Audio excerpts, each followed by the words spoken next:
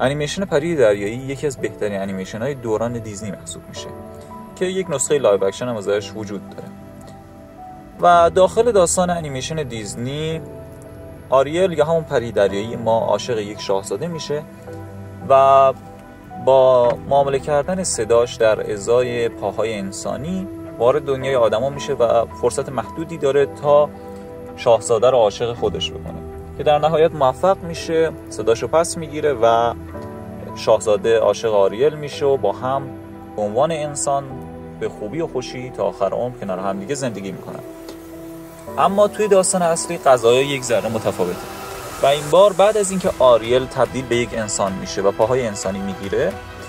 و وارد دنیای انسان ها میشه، شاهزاده اصلا عاشق آریل نمیشه و در واقع با یک شخص دیگه ازدواج میکنه و آریل مجبور میشه که بدون صدا توی دنیای ناشناخته انسان ها تا آخر عمر زندگی کنه، تا اینکه خواهراش با یه خنجر پیش آریل میان و بهش میگن که اگر شاهزاده رو با این خنجر بکشی و خونش رو روی پاهای خودت بریزی 2 مرتبه تبدیل به پری دریایی میشی.